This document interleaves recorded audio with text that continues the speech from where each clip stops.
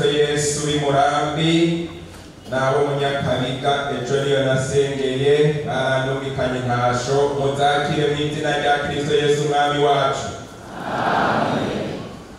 Nuko rero tugomba dusangire amajambo y'Imana twongera kuyo abaririmbyi bamaze kuturirimbira.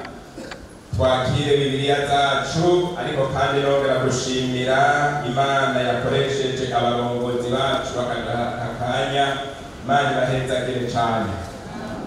Nuko rero twakire Bibiliya zacu dusangire amajambo y'Imana yanditswe mu gitabo c'Abalewi. Niho amajambo dusangira numvise mu mutima wanje kuvejo no mwijoro hose nemezwa ko twoyavugana bakongere kuyibukanya naho umenga twarayavuganye canke naho ubusanzwe uyazi. Jambo ry'Imana ryama aririsha uko bukeye uko bwije, rihinduka nk'uko imfungurwa zihinduka. Mu gitabo c'Abalewi mu gice ca 19 duhere ku murongo wa 11 kandi nurya umurongo nyene wa 11 nomero z'urukaratasi 139 abafise Bibiliya za kera.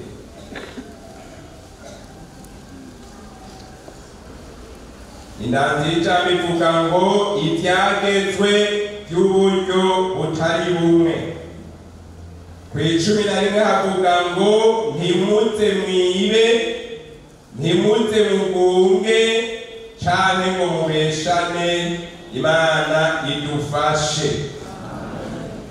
N'aya majambo tugomba twibukanye muri aka kanya. Ijambo uza kuvuga aho bakubariza ni iri jambo rivuga ngo ntimuze mwibe. Imana idufashe. N'amajambo Imana yabariye umusavyi wayo Mose ngo abarire Abisirayeli. Imana iravuga ngo ni yera, ivuga ngo Mose agenda abarira abantu bayo ngo ko Imana ari yera nabo bace baba abera nk'uko Imana ari yera. Imana idufashe.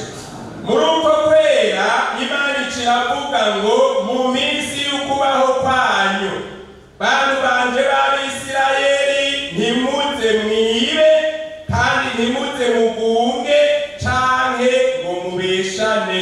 Imana idufashe cane. Muri aya majambo umuntu arashobora kwiyumvira ati none umuntu arashobora kwiba kandi ari umukristo? Ndababatije, birashoboka ko umukristo yiba n'ubutavuze harya bavuze. Imana idufashe. Imana nidufashe. Birashoboka ko wishingira intahe kutiba, kandi birashoboka n'umuryango utunze ko bagushingira intahe kutiba. Birashoboka naho ubaye ko bagushingira intahe kutiba. Ariko umve Bibiliya hari icivuga. Nabonye abantu bagenda biba mu buryo butandukanye kandi ntibihane. Abantu bakiba ntibamenye ko biba kandi ntibihana kuko ibyo ntibizwi ko ari ibicumuro. Imana idufashe. Reka dutangure turabe uburyo bwa mbere, dusome mu gitabo c'Abavugishwa n'Imana Malaki. Turabeho uburyo bwa mbere abantu bibamwo. Hariho umutama wacu yarenganye yitwa Bazira, niwe yigeze kuduga Imurambi aratubwira ngo hari umuntu akuzira ko akazira. Imana idufashe. Mu gitabo c'Abavugishwa n'Imana Malaki 3 ku murongo w'10. Reka tugombe duhere ku murongo wa 7 gatatu ku murongo wa ndwi. Abagunga Imana ibimeze wika bafise Bibiliya ibyaha. Uhereye mu bihe bya basogokuruza muhora mukebya mugata amabwirizwa yanje ntimuyitondere. Nimungarukeko nanje nzobagarukako, niko Uhoraho nyen'ingabo agize. Yamara muravuga muti twogaruka mu buryo ki? Mbega umuntu yogunga Imana? Ariko mwebwe mwaragunze. Yamara muravuga muti twakugunze ibiki? Umviriza, mwagunze ikigira 10 n'amashikanwa. Imana idufashe cyane. Uburyo bwa mbere abantu bibamo nabizigirwa mu buryo butandukanye, mugabo imbere y'Imana abantu benshi n'abasuma barayibye. Aho abatari Imana agasho kuzura sibyo. Mugabo Zaburi ya 50 ku murongo wa 21 havuga ngo ibyo urabikora nanje ngahora.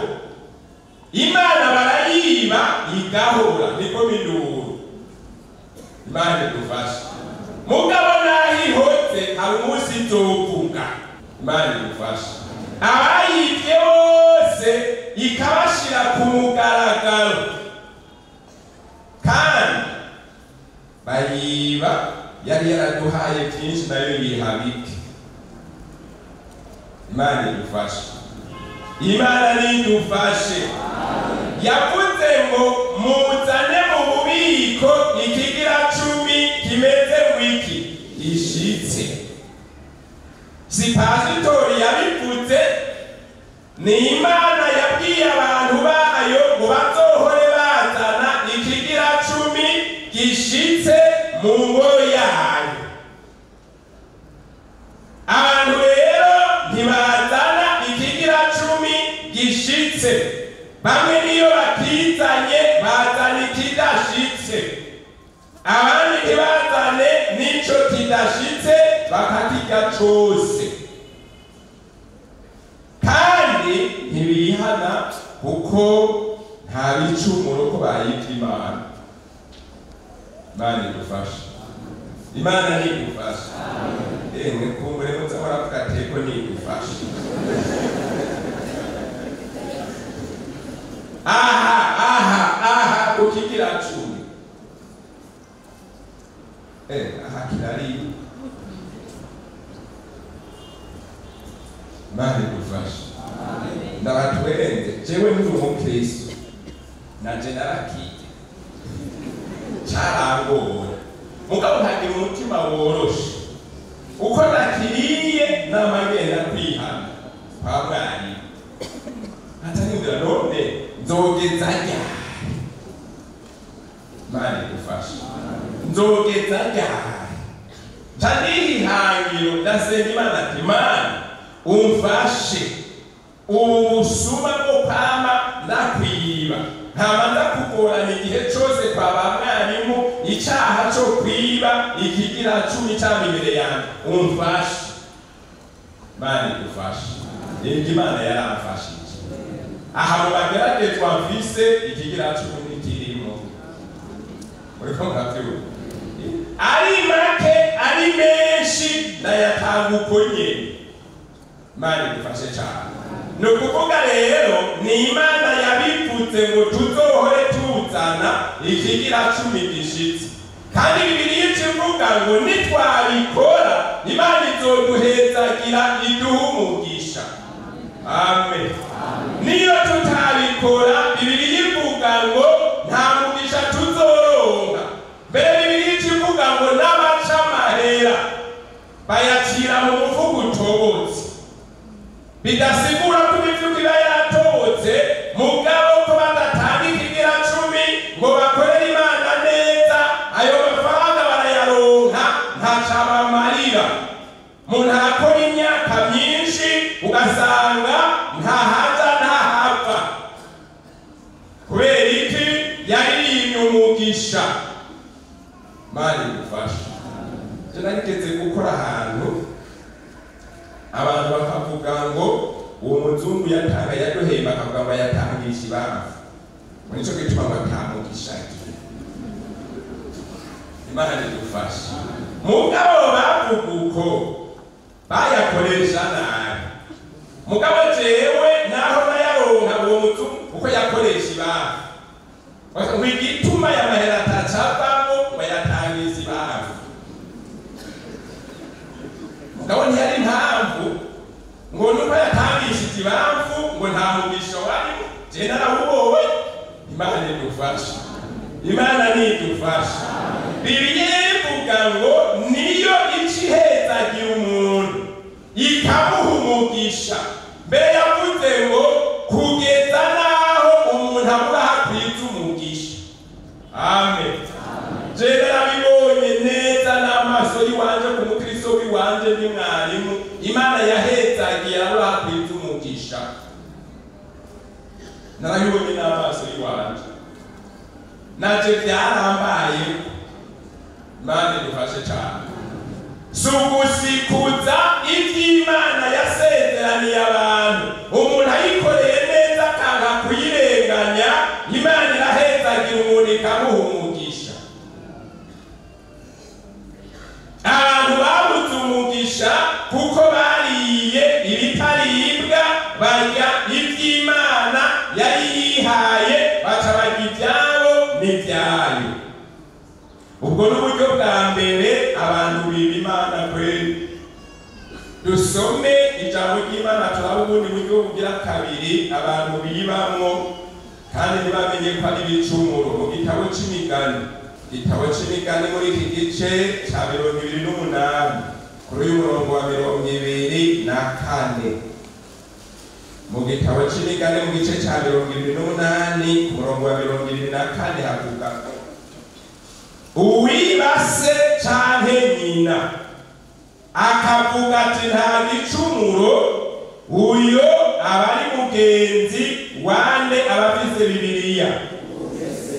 Umuntu yibase, abantu bariba abavyeyi, bakiba mu muryango, bagaca bavuga ngo nta gicumuro kuko sinibye inyuma y'umuryango.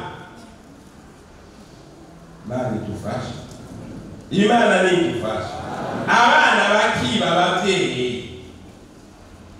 reka amatungo y'abavyeyi yaraheze yibwe n'abana.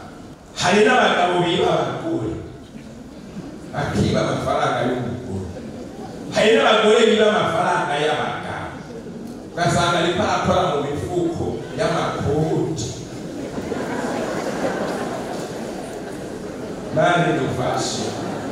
Imana nidufashe. Uwibase canke nyina agaca avuga ngo nta gicumuro nakoze, uyo muntu ni mugenzi ngo uwugeseza.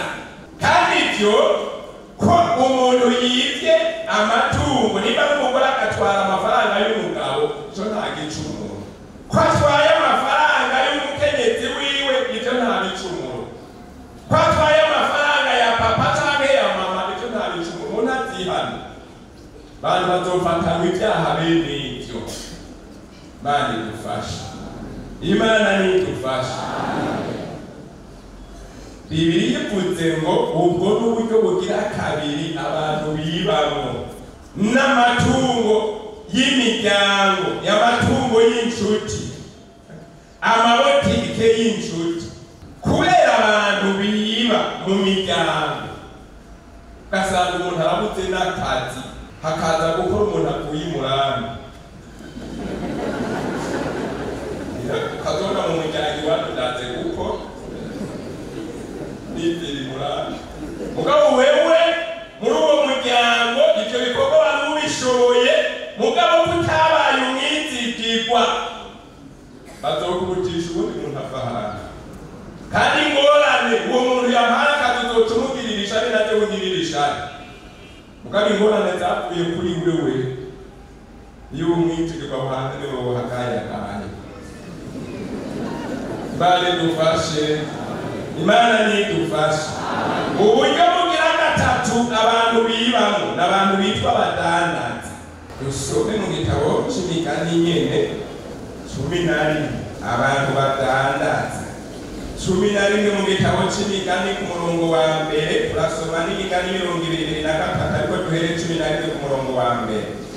Havuga ngo umunzani ubesha ni isesema kuhoraho, ariko ikiro c'ukuri kiramuhimbara. 22:23 havuga ngo ibiro bitangana ni isesema kuhoraho, kandi umunzani w'ibinyoma si mwiza. Imana itugirire imbabazi. Abantu badandaza mu mabotike, badandaza ibiharage, umuceri, n'abafitiye ikanoti. Mbega bijya biro by'imiceri birakwiye cyane ntibikwiye? Bibiliya yavuze ngo umunzane ubesha ni igisesema kuhoraho, ntiyavuze ko ari igisesema ku muguzi, kuko umuguzi nta byatsi. Iyo Imana imuhezagiye akaronka akanoti ko kugura umuceri, aca agenda ati mbega ikiro c'umuceri nangahe? Ntiyirirwa abaza ngo mbega birakwiye canke ntibikwiye? Ikiro c'umuceri nangahe? Ngo gacukuka agacavuga ati mpa 2 canke 1 agaca yibwira. Si igisesema ku muguzi kuko nta vyatsi. Mugabo Bibiliya yavuze ngo ni igisesema bana kuhoraho, kuko arabona ingene wapimye. Imana nidufashe tuze turasuma, Imana izotuburanira abandi, kuko ingene baturenganya irabona.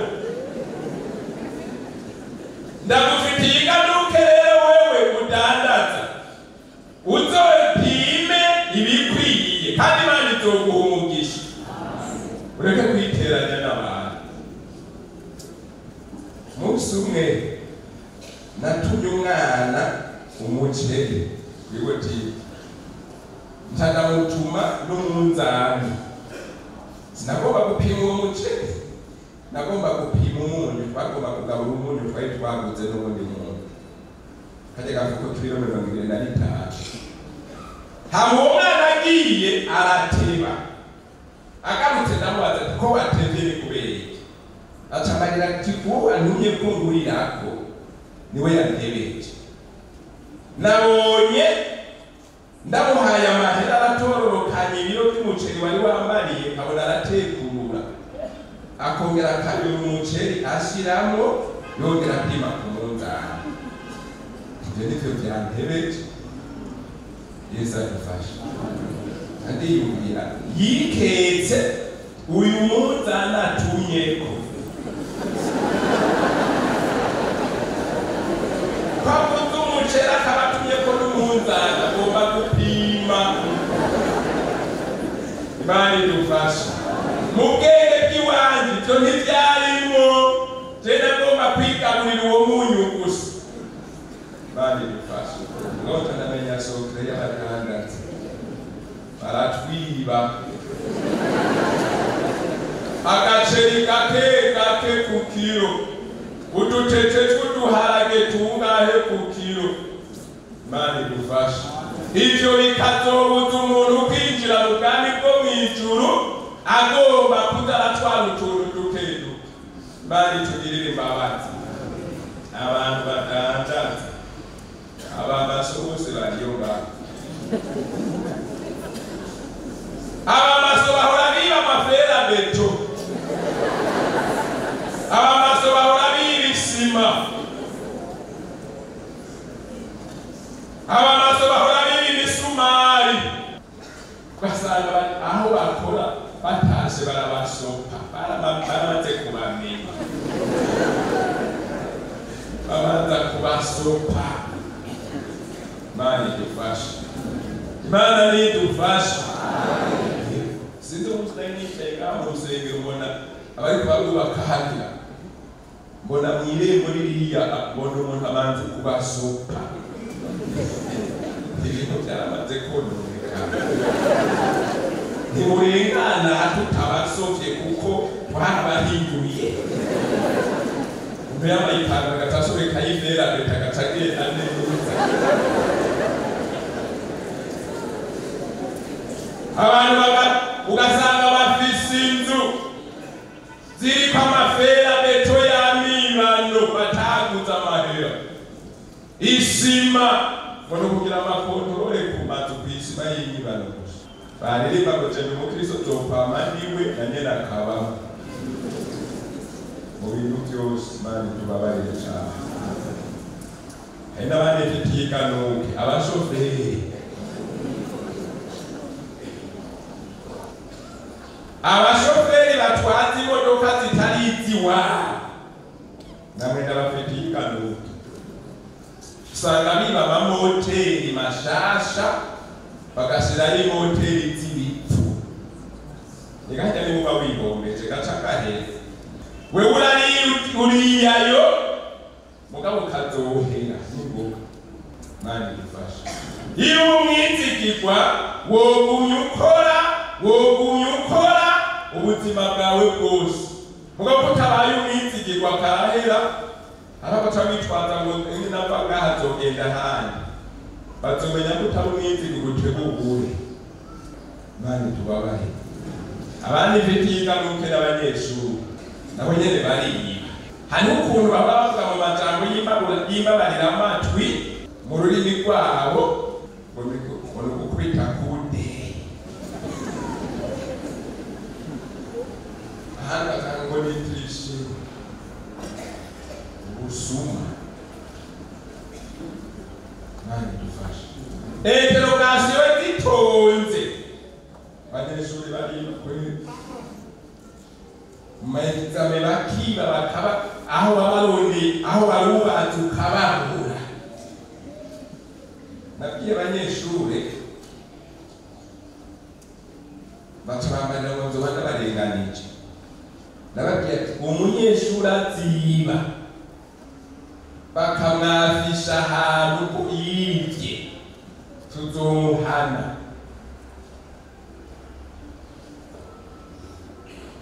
Bahamariye ngo nzoba ndabarenganije. None kazoba arakarengane.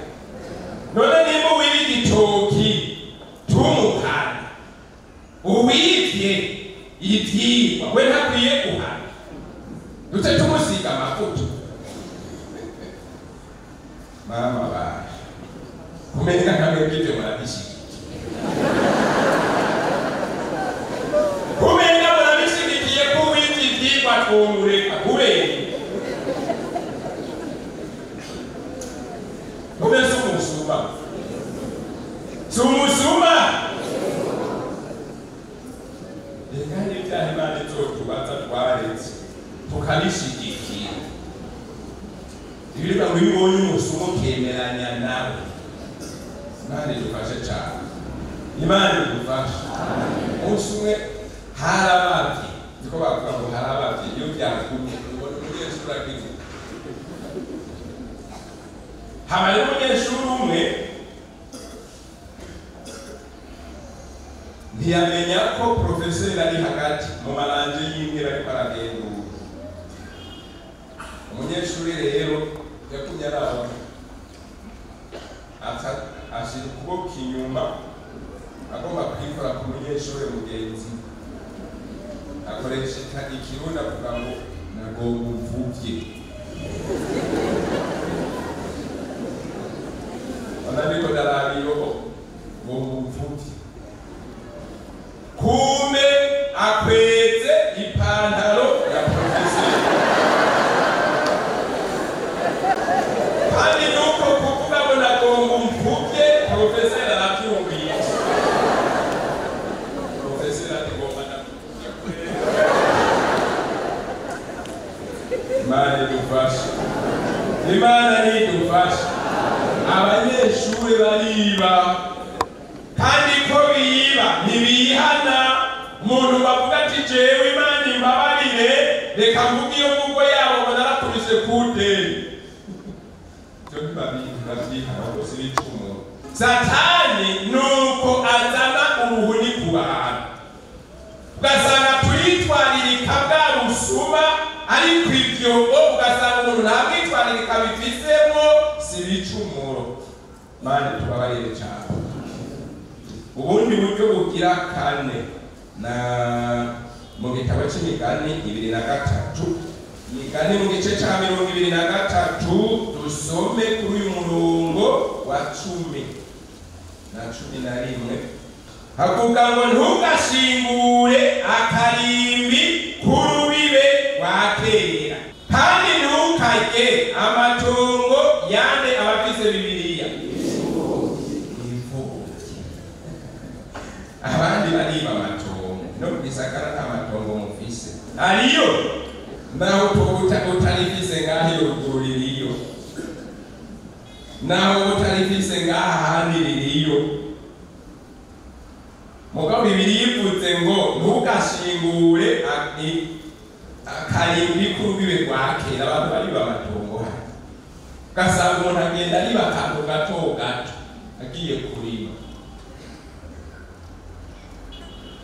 Jena sanza kufugusa umuntu yiritora. Niyo umuntu yitavye Imana naho abayivye menshi babanza gupiye ivyo nabonye umuntu yogomba akagumya afise. Imana idufashe. Imana nidufashe. Irindi jambo riteye ubwoba ryavuze ngo nturye itongo ry'iki.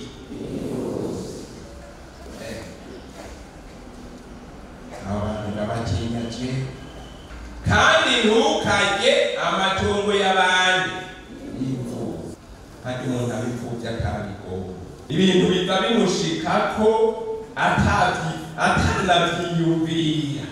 Imana idufashe. Kandi burya n'umugabo ntabipfuvye natse singira papa singira mama. Mugo bavuze ngo bagomba gufasha imfuvyi baba biharage n'ibigori nogenda kwiyandikisha.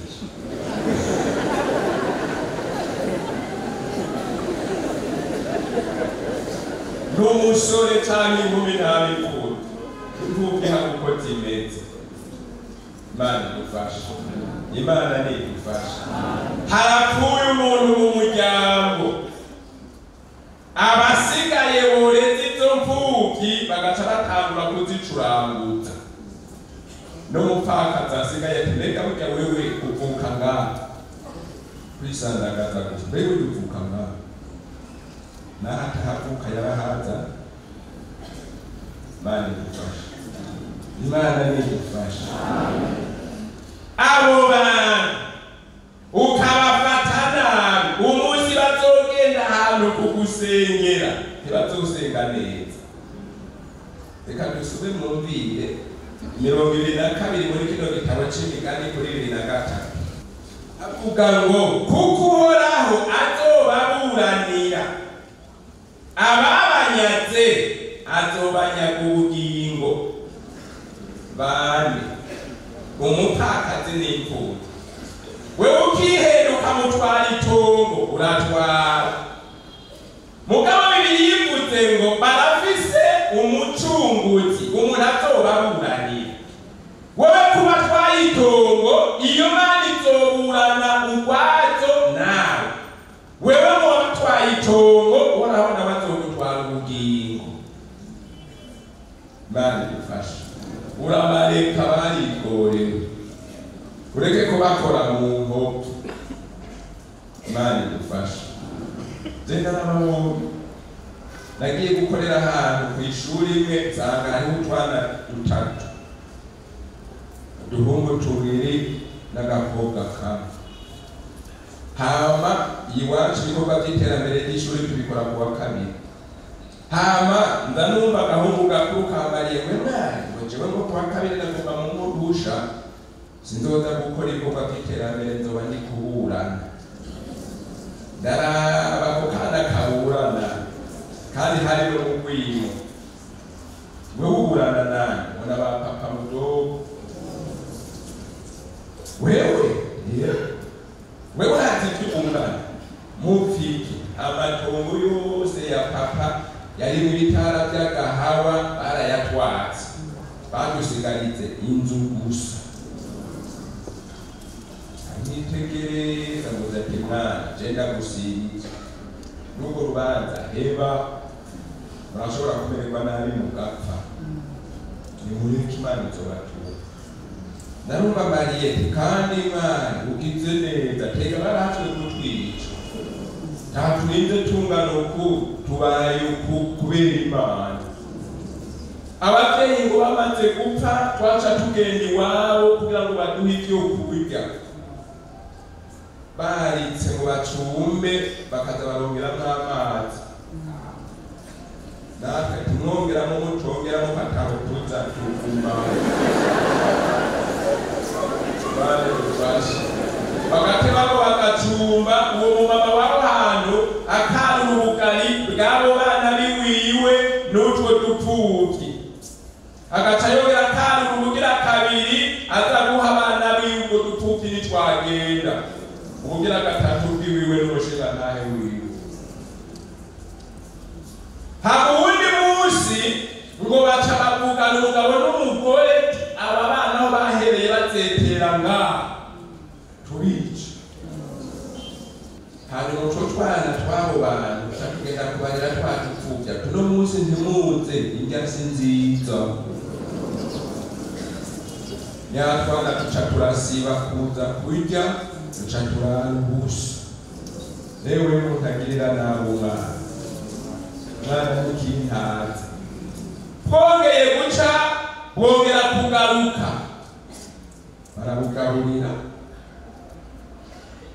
uraba mani dufashe ega abo bana ndabafasha ndabaha impanuro ndabona umuhungu yitwa Mukuru arabaye umusore naragiye kumukwera n'umukwirikira nawe nyine naragiye kumukwera kandi Imana ni nziza n'ukuri iritaho abantu bayo ndabakwera amahera make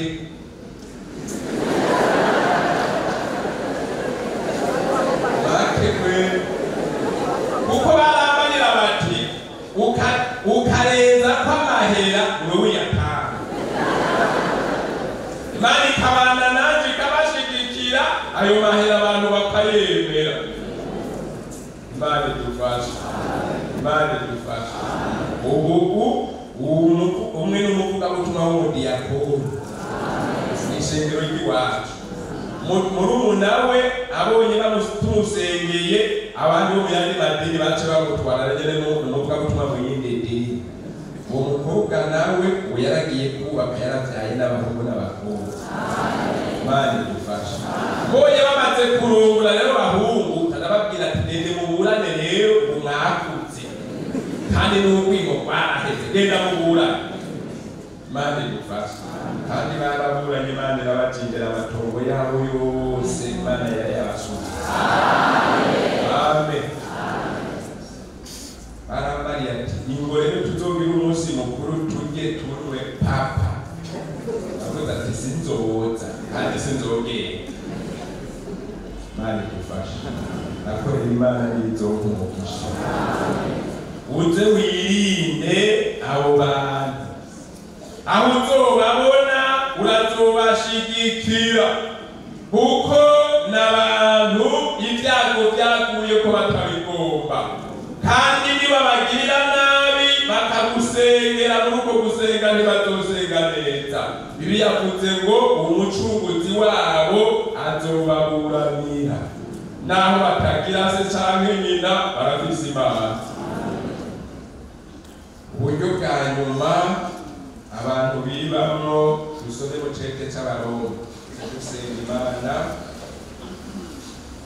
cete c'Abaroma igice ca 13 umurongo wa mbere indanzi y'ijambo ivuga ngo ibyo kugamurukira bane abafise Bibiliya umuntu wese nagamurukire abamuganza kuko atakuganza kutava ku Mana ukuriho bagezwe n'Imana nico gituma ugabagabiye uganza abagaba icagezwe n'Imana kandi abatigabagabiye bazoba bihamagariye gutsindwa n'urubanza kuko atakuganza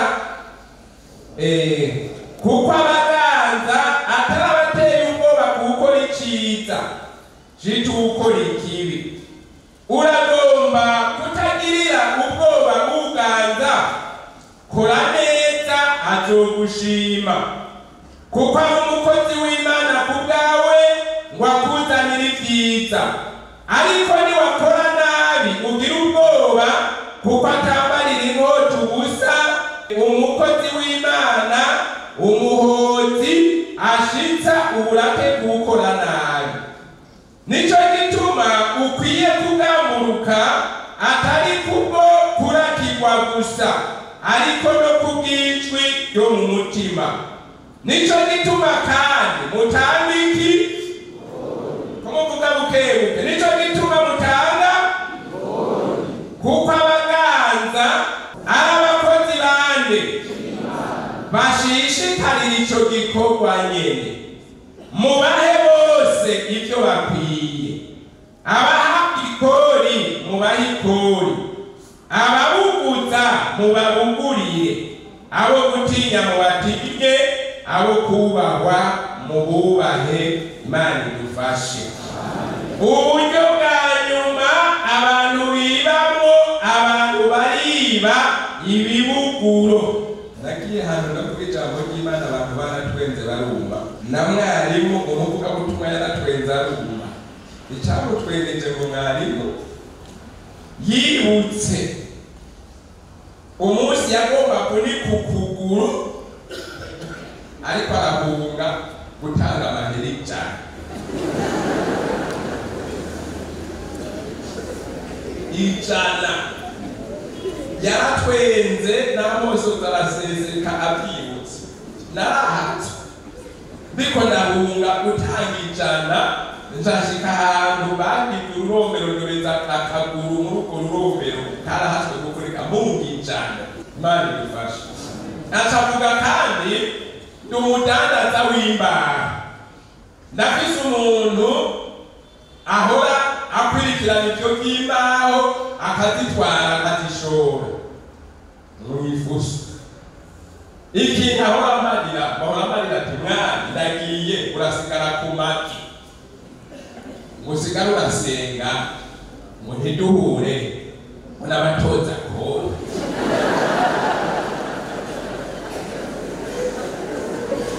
Aho ubona Imana barayigora kure,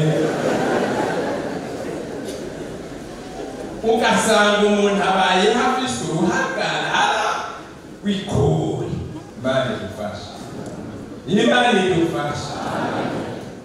Harya Bibiliya yavuze ngo n'abakozi bane. Harya amahera none bahora bayazana mu kayo bakishisha. Ibyo ngo n'abakozi b'Imana bashishikarira kirya gikorwa hariya nyene. Natwe tukaba abakozi b'Imana dushishikarira iki gikorwa aha nyene. Muduhe tugire iterambere, nabo nyene tubahe bagire iterambere. Hanyuma twese rero Imana iraturaba kw'ibyo muduha turiko turabikoresha ico vyage. None se abakozi b'Imana ntituri abakozi b'Imana bahereye n'umutima mwiza. Abandi harabikora bidoga. Jiwe baza kare bari bampaye ubupasitori kera ndi mwarimu.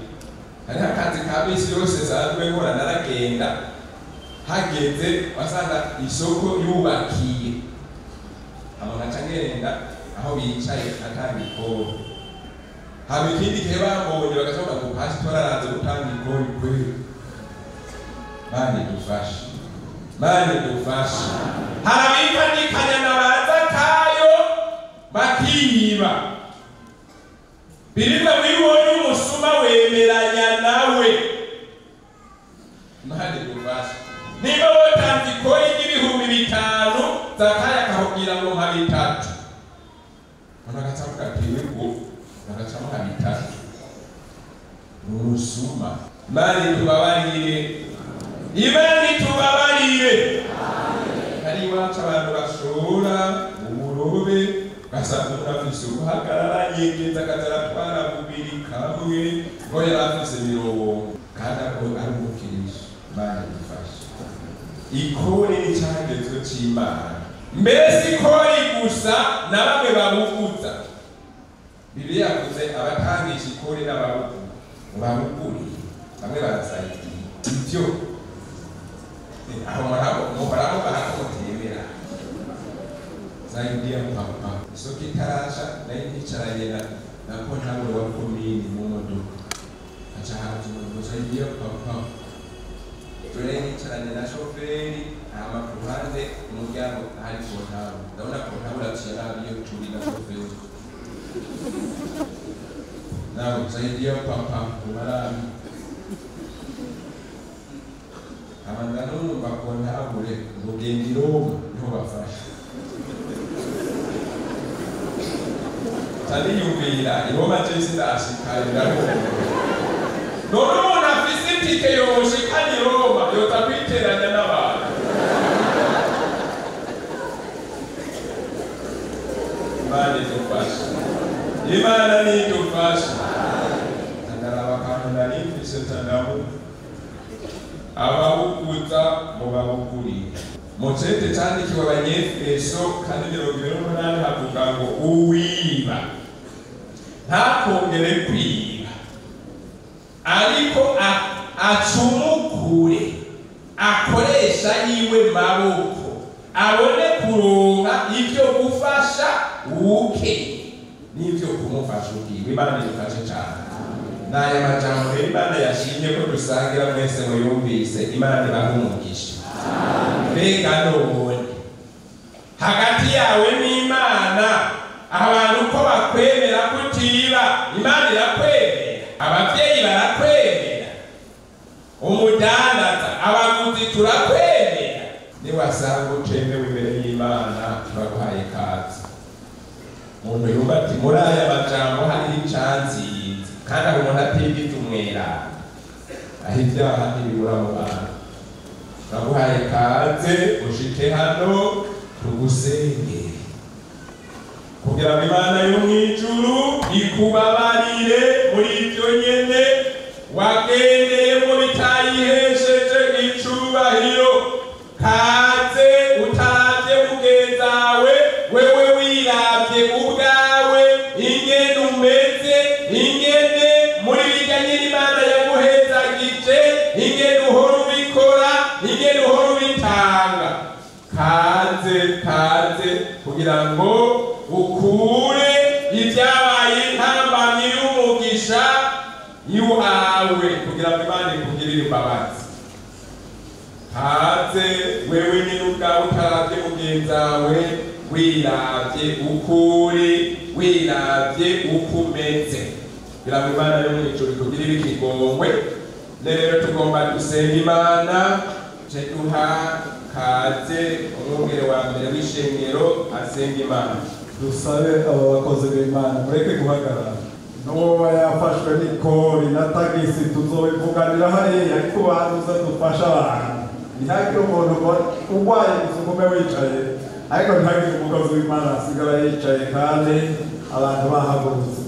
Uyu muntu iyo amenya ahantu twari mu nama bariko baratubarira amakuru ivyo twokwigisha abantu, muhemu yamubariye kandi atariyo. Twigisha abantu bagororoke kugira ngo bazoje mw'ijuru kandi borohere abatwara kubatwara.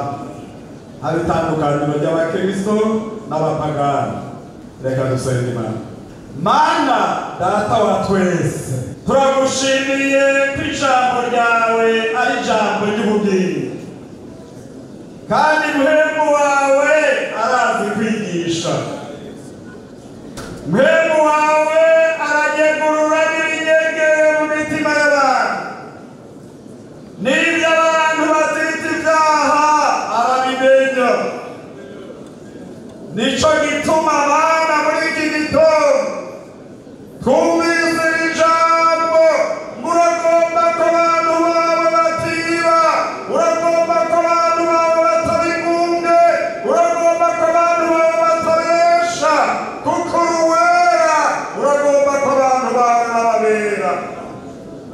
nico gituma muri aya masaha y'umurango ijwi ryumvikanye ngaha kugira ngo abantu bashobore kwitegura.